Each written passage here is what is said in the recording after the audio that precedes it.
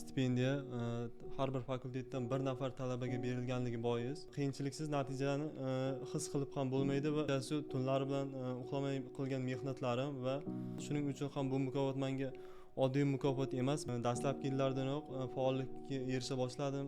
Faxrli birinchi o'rinni qo'lga kiritdim. Taslim bo'lish bu eng oson yo'l.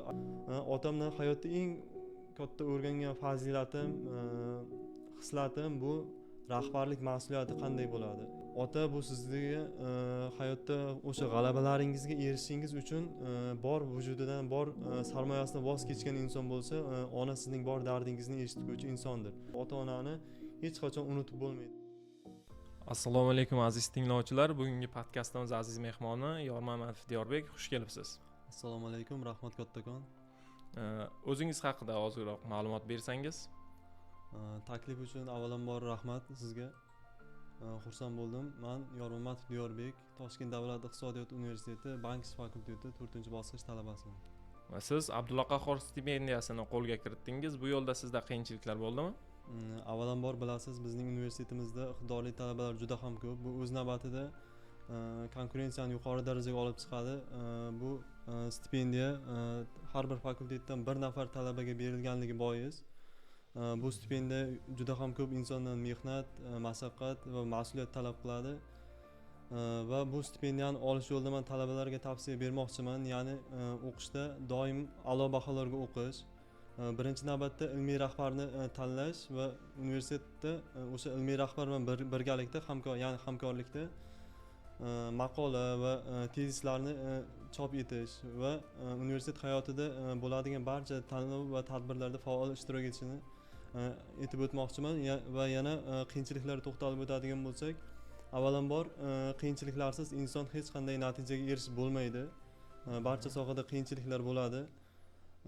Qiyinchiliksiz natijani his qilib ham bo'lmaydi va qiyinchiliksiz natijaga erishgan insonda mukofotidan ham zavq olmaydi. Men erishgan ushbu yutuqlarimni bugun kechasi tunlari bilan uxlamay qilgan mehnatlarim va kunlari bilan qilgan natijalarimning sarmoyasi sifatida, mahsul sifatida ko'raman. Shuning uchun ham bu mukofot menga oddiy mukofot emas, balki o'sha tanlovda g'olib chiqqanimning mahsul sifatida ham qadrli hisoblanadi. Rahmat. Boshqa mukofotlaringiz haqida ma'lumot bersangiz? Boshqa mukofotlarga to'xtalib o'tadigan bo'lsam, dastlab men 2022-yilda Toshkent davlat iqtisodiyot universiteti talabasi bo'ldim va ushbu universitetning dastlabki yillardanoq faollikka erisha boshladim va dastlabki universitetda qo'lga kiritgan yutug'im bu 2023-yilda O'zbekiston Respublikasi Prezidenti Shavkat Miromonovich Mirziyoyevning 70-sonli farmoniga asosan Inson huquqlari umumjahon deklaratsiyasining 75 yilligini keng nishonlash to'g'risida farmoni imzolandi. Ushbu farmonga ko'ra, ya'ni O'zbekistonda oliy ta'lim muassasalarida inson huquqlari bilimdon ko'rik tanlovi tashkil etish vazifasi belgilandi va ushbu tanlov universitetimizda tashkil etildi va ushbu tanlovning inson huquqlari sohasidagi eng yaxshi qonunchilik takliflari nominatsiyasi bo'yicha faxrli birinchi o'rinni qo'lga kiritdim. Ushbu yutuq menga stipendiya va boshqa tanlovlarda, tadbirlardagi faolliklarim uchun bir qadam turtki bo'ldi desam hech ham xato mubolag'a bo'lmaydi. Va keyingi qo'lga kiritgan yutug'im bu islohotlar bilimdoni 2024 ko'rik tanlovining eng faol islohotlar targ'ibotchi nominatsiyasi bo'yicha faxrli ikkinchi o'rinni qo'lga kiritdim. Va shuningdek Toshkent shahar hokimligi va universitetimiz tomonidan tashkil etilgan bir qancha tanlov va tadbirlarda faxrli o'rinlar qo'lga kiritdim. Qolaversa, bank moliya sohasiga oid 20 ga yaqin maqolalarim xalqaro va mahalliy nashriyotlarda chop etildi. Diyorbek, siz hozir bank ishi yo'nalishida tahsil olyapsiz. Ushbu yo'nalish haqida ozgina to'xtalib o'tsak. Bank ishi bu soha, men tanlagan soha bugungi kunda iqtisodiyotning yuragi hisoblanadi eng birinchi navbatda. Chunki bunda qisqa qilib aytganda bu davlat bilan aholining ishonchini bog'lovchi tizim hisoblanadi. Bir qator operatsiya, valyuta operatsiyalari, kredit operatsiyalari, depozit, shuningdek faktoring, lizing operatsiyalari kabi talab va taklif yuqori bo'lgan soha bo'lgani uchun men ushbu yo'nalishni tanlaganman. Ushbu yo'nalish insonga nafaqat nazariy, balki amaliyotni ham talab qiladi. Bu esa o'z navbatida insonga o'z ustida izlanish, yangiliklar olib borishni beradi va shuningdek insonga ikki karra mas'uliyat va halollikni ham o'rgatadi desam mubolag'a bo'lmaydi. Talabalik siz uchun nimasi bilan oltin davr? Talabalik bu juda ham yaxshi savol bo'ldi. Talabalik nimasi bilan oltin davr desa, talabalik eng avvalo qiyinchiliklar bilan, ya'ni mashaqqatlar, sinovlar bilan talabalikdir. Qiyinchilik ko'rmagan talaba bu talaba emas. Ya'ni o'sha sessiya onlari, qiyinchiliklar, sessiya onlari kechasi bilan tonggacha kitob varaqlashlar, hazil huzullar va eng muhimi hayotni bir maromda olib borish bu talabalikning oltin davridir. Bu talabalikning oltin davri mayda detallardan tashkil topadi, mayda hissiyotlar, lekin bu insonning xotiralaridan joy oladi desam adashmagan bo'laman. Xo'sh, bugun birga kulgan do'stlaringiz bilan 10 yildan keyin qanday xotiralarni o'rtoqlashni xohlardingiz? Ajoyib savol. Bu savolga javob bermoqchiman. Ya'ni 10 yildan keyin birga kulgan do'stlarim bilan birga o'tgan talabalikdagi xotiralarni eslash bu avvalambor bir baxt. O'sha davrlardagi auditoriyalardagi qiziq voqealarni va kichik bir yutuqlarimizni katta g'alabadek nishonlaganlarimizni eslash bu avvalambor bir insonga baxt va farovonlik baxshida etadi. Nimaga? Chunki bu vaqt ham o'tadi, hayot ham o'z yo'lini topadi, lekin talabalikdagi do'stlik bu insonning yuragidan, ya'ni xotirasidan hech qachon o'chmaydi. Hozirda yoshlar ko'p hollarda tez taslim bo'lib qolishyapti. Siz ularga nimalar deya olasiz? Yoshlarga aytmoqchi bo'lgan gapim, hayotda hech qachon taslim bo'lmang yoshlar. Chunki taslim bo'lish bu eng oson yo'l. Agar siz bugun taslim bo'lsangiz, hayot hech qachon sizga qayta eshik ochmaydi. Shuni hech qachon unutmang.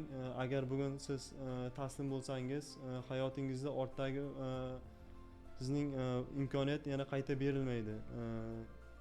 Hayot hech qachon eng oson yo'lga buyuk mukofotlarni yashirmaydi.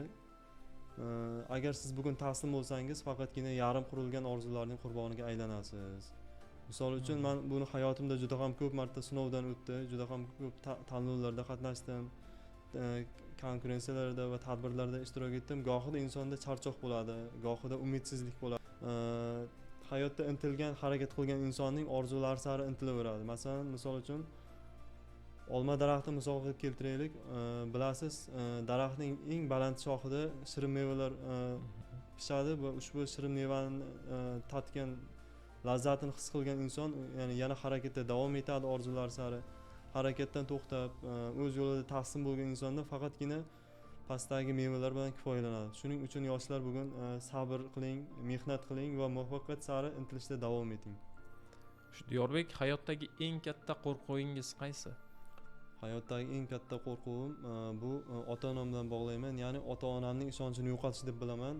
Bu chunki meni bir qanotim, ota-onamning ishonchi. Menga hayotda ota-onam eng katta bergan sarmoyasi ham bu ota-onamning ishonchi deb bilaman. Chunki o'g'lim sen qila olasan, sen erisha olasan degan gaplari men uchun bu ishonch. Avvalambor bu ishonchni oqlash uchun harakat qilyapman. Va ushbu ishonchni oqlash uchun har bir farzand o'z burchini ado etishi bu ham bir farzandning farzandlik burchi hisoblanadi. Men o'zim ham shaxsan har kuni o'zimga savol beraman, ya'ni men bugun qilgan ishim ota-onamni faxrlantiradimi yoki yo'qmi deb. Siz ham bugun uyingizga boring, ota-onangizning bir ko'zlariga boqing. Agar ota-onangizda ishonch tuyg'usini his qilsangiz yoki ko'rsangiz, siz eng baxtli insonsiz. Va sizda hali bu nima demoqchiman? Ya'ni sizda hali ham imkoniyat bor. Ushbu ishonchni oqlash uchun harakat qiling, mehnat qiling va ushbu ishonchni oqlash uchun doim harakatdan to'xtamang deyman. Ushbu yutuqlaringizda ota-onangiz o'rni haqida gapirib bersangiz. Avvalambor men erishgan yutuqlarimning 90% ota-onam, ya'ni ota-onam menga qilgan sarmoyalari, ota-onam mening motivatorim hisoblanadi hayotda. 10% esa men erishgan yutuqlarda o'zimning harakatim, mehnatim va intilishlarimdir. Ota-onam bu men ushbu ko'rib turgan yutuqlaringizning barchasiga erishganlarim, hayotda qanday imkoniyatlarni qo'lga kiritgan bo'lsam, bularning barchasi o'sha ota-onam yelkalarida tik turganimning bir samarasidir. Shaxsan otamning hayoti men uchun bir tirik asar. Ushbu otamdan hamma motivatsiyalarimni, intilishlarimni otamdan olaman. Otam hayotiga to'xtalib o'tadigan bo'lsam, otam hayotda prinsipialni, ya'ni o'zini pozitsiyasiga ega inson. ushbu inson oddiy bir oilada tug'ilib, o'z faoliyatini organ sohasida boshladi va Allohimga mingdan ming hamd sanolar bo'lsinki, bugun rahbar lavozimida faoliyat yuritmoqda. Men bundan faxrlanaman. Otamdan hayotda eng katta o'rgangan fazilatim, hislatim bu rahbarlik mas'uliyati qanday bo'ladi? Ya'ni oilada erkakning o'rni qanday bo'ladi? Halollik, xudoko'ralik qanday bo'ladi va o'g'lim doim qo'ling ochiq bo'lsin deb har doim aytadilar. Va qo'li ochiq insonga Alloh baraka beradi, ishida rivoj bo'ladi. Onam ham meni hayotimda alohida bir maktab. Ushbu inson bizni oilada 3 ta farzandmiz, 3 ta o'g'ilni tarbiyalab bizni kamolga yetkazdi. Bu ham biz uchun bir baxt. Ota-onamni hayotda men uchun qilgan sarmoyalari, men uchun qilgan mehnatlari cheksiz deb bilaman va ota-onamizni har birimiz qadriga yetishimiz kerak. Ushbu ko'rib turgan bugun menda ustozlarim, yaqinlarim, qolaversa do'stlarim menda qandaydir bir ijobiy xislatlarni ko'ra bilsa, bu bilingki mening emas, balki o'sha ota-onam mehnatlari mahsulidir deb bilaman. Bugun yoshlarimiz ham o'sha ota-ona duosini olsa, ya'ni ota-ona bilan birga maslahatlashib o'z faoliyatini yuritsa, o'ylaymanki u bolaning yo'llari ochiq, hayot yo'llari doimo yorug' bo'ladi deb bilaman. Bugungi kunda yoshlarda ota-onaga hurmat keskin tarzda o'zgarib bormoqda. Ota-onani qadrini farzand qachon biladi? Farzand ota bo'lganda yoki ona bo'lganda biladi. Ota bo'lganda, ona bo'lganda ko'rib emas, balki o'sha lahzalarda his qilib yig'laydi deb o'ylayman. Rahmat javobingiz uchun. Hayotdagi eng katta orzungiz qaysi? Hayotda eng katta orzuyim, buni ham men eng avvalambor o'sha ota-onam bilan bog'lamoqchiman. Ya'ni ota-onam ko'zlarida faxr tuyg'ularini ko'rish, ularni his qilish, ya'ni ota-onamdan biz shunday o'g'il tarbiyalabmiz, biz o'g'il tarbiyalashda xato qilmabmiz degan so'zlarni eshitish men uchun bir baxt, hayotda eng katta orzuyim. Bu uchun men harakatdan to'xtamayman. Nima uchun men hozir faqat ota-onam bilan bog'lamoqdaman? Bu hayotda bilasiz, ikki zotni unutib bo'lmaydi. Bu ota va onani unutib bo'lmaydi hayotda. Ota bu sizga hayotda o'sha g'alabalaringizga erishishingiz uchun bor vujudidan, bor sarmoyasidan voz kechgan inson bo'lsa, ona sizning bor dardingizni eshituvchi insondir. Agar men bugun hammaga aytmoqchiman, siz qanday lavozimda bo'lasiz, qanday martabada bo'lasiz, bu nimaiki yutuqlarga erishsangiz, bu barchasi sizning ota-onangiz hissasi. Bu ota-onani hech qachon unutib bo'lmaydi. Agar men bugun ushbu yutuqlarimni, ota-onamni tilga olmasam, men bu farzand emasman. Shuning uchun meni har bir mehnatimda ota-onamning o'rni cheksiz deb bilaman. Diyorbek, sizningcha inson taqdirini nimalar o'zgartira oladi deb o'ylaysiz? Inson taqdirini o'zgartiradi avvalambor Alloh, yagona Alloh barchamizni yaratgan.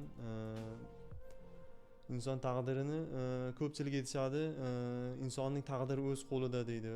Bir xillar taqdirimiz o'z qo'limizda deb aytishadi, lekin men o'zim shaxsiy fikrimni aytmoqchiman. Shaxsiy fikrimga to'xtaladigan bo'lsam, inson taqdirini ikki narsa o'zgartirishi mumkin. Bu duo va amal o'zgartiradi inson taqdirini. Duolarimiz, amallarimiz qachon go'zal bo'ladi? Amallarimiz qachon go'zal bo'ladi? Qachonki bizning duolarimiz go'zal bo'lsa. Qachon duolarimiz go'zal bo'ladi? Qachonki bizning iymonimiz go'zal bo'lsa, barcha amallarimiz go'zal bo'lsa, bizning ishimizda doim halollik va barokat bo'ladi degan umiddaman. Diyorbek, bizni muxlislarimiz uchun kelajakdagi orzularingiz haqida o'rtoqlashsangiz, bu barcha yoshlar uchun qiziq deb o'ylayman hozir. Albatta, yaxshi savol. Bu bugungi yoshlar uchun, ya'ni bank moliya sohasida, iqtisodiyot sohasida ham ko'pchilik kadrlarni qiziqtiradi. Men bugun o'zimni Allohdan har doim eng avvalo niyatga bog'liq. Men so'rayman, avvalambor men kelajakda o'zimni oddiy bir xodim sifatida emas, balki rahbar lavozimida, ya'ni Markaziy bank, Osiyo taraqqiyot banki, qolaversa Jahon bankida rahbar lavozimlarida, ya'ni departament boshliq lavozimlarida xizmat qilishni Allohdan so'rayman va bu uchun men niyat qilaman. Eng birinchi navbatda rahbarlik insonga kabinet taqdim etmaydi eng birinchi navbatda. Bu esa xalqning ishonchi, mas'uliyat, halollik talab qiladi va bu uchun men harakat qilaman degan umiddaman. Xo'p, rahmat javobingiz uchun. Bugungi kunda yoshlarimizni siz kabi yutuqlarni qo'lga kiritish uchun o'z tavsiyalaringizni bersangiz. Bugun men yoshlarga nima demoqchiman? Ya'ni yoshlar bugun nimaiki yutuqlarga erishmoqchi bo'lsangiz, ya'ni qanday hayotda o'z faoliyatingizda qanday imkoniyatlarni qo'lga kiritmoqchisiz. Bunda siz avvalambor intiling, hayotda intilishdan hech qachon to'xtamang. Ya'ni har kuni bir qadamdan siz tashlashga qadam tashlang, ya'ni bir qadamdan har kuni bir qadam tashlashga odatlaning. Bugungi kunda yoshlarimiz bilasizmi, ya'ni hamma narsaga birdaniga erishishni rejalashtiradi, ya'ni hammasiga birdaniga erishmoqchi bo'ladi. Bu agar bugun siz shunday o'ylasangiz, bu eng katta xato. Agar siz shunday o'ylasangiz, bu xatoni, bu ya'ni o'z fikringizni o'zgartiring eng birinchi navbatda. Har kuni bir qadamdan tashlashga odatlaning. Siz bir yildan keyin qarabsizki, 365 qadam o'z sherigingizga nisbatan, o'z tengdoshlaringizga nisbatan oldinda bo'lasiz. Va keyin ota-ona duosini oling. Ota-ona duosi mana bu muvaffaqiyatlarimning siri desam ham bo'ladi. Ota-ona duosini olgan kishi hayotda hech qachon yutqazmaydi va uning yo'llari doimo ochiq bo'ladi. Hayot eshigi nimadan boshlanadi? Doim ota-onaning duosidan boshlanadi. Shuning uchun ota-ona duosini oling, ota-onani roziligini oling eng birinchi navbatda. Va hayotda sizning nimaiki niyatlaringiz bo'lsa, nimaiki qalbingizda qanday orzularingiz bo'lsa, siz uni faqatgina qog'ozlarga emas, balki uni siz qalbingizga joylasangiz, o'ylaymanki, qalbda yashagan orzular inshaalloh bir kun ijobat bo'ladigan umiddaman. Albatta, rahmat Diyorbek javoblar uchun, juda bir teran javoblar berdingiz. Rahmat. Diyorbek, podkastimiz so'ngida o'z yaqinlaringizga minnatdorchilik izhor etishingiz mumkin, marhamat. Avvalambor men ota-onamni yuqorida ta'kidlab o'tdim. Menga tarbiya bergan bugungi ustozlarimga ham rahmat aytmoqchiman. Shaxsan universitetimiz rektori To'lqin Zakirovich, fakultetimiz dekani Uyg'un Ortiqovich va zamdekanlarim Boyev Bekzod aka va Sirojiddin Sayfullayev ustozimizga va Twitterimiz Elmurod Eldor akaga chuqur minnatdorchiligimni bildirmoqchiman. Eng birinchi navbatda bu farzand tarbiyasida uning kamoliga yetishda ustozning ham o'rni beqiyos deb o'ylayman. Va qolaversa, bugun yaqinlarimga, menga tarbiya bergan otamga, onamga va boshqa meni barcha yaqinlarimga, do'stlarimga chuqur minnatdorchiligimni bildirmoqchiman. Sizga ham taklif uchun kattakon rahmat. Rahmat Diyorbek, samimiy tilaklar uchun. Bugungi suhbat nafaqat qiziqarli, balki yuraklarga yetib boradigan darajada mazmunli bo'ldi. Sizning hikoyalaringizdan bir narsani angladim. Muvaffaqiyat bu faqatgina g'alaba va mukofotlar emas, balki sabr, ota-ona duosi va halollikning mevasidir. Siz yoshlarga saboq bo'ladigan gaplarni aytdingiz. Rahmat, har bir so'zning orzu qilgan marraga yetish mumkinligini isbotladi. Ishonamanki, tinglovchilarimiz bugun sizning suhbatingizdan ilhom olib, o'z hayotida yangi qadam tashlashga qaror qiladi. Sizga tashrifingiz uchun chin dildan katta rahmat aytamiz, Diyorbek. Rahmat sizga ham. Sog' bo'ling, salomat bo'ling.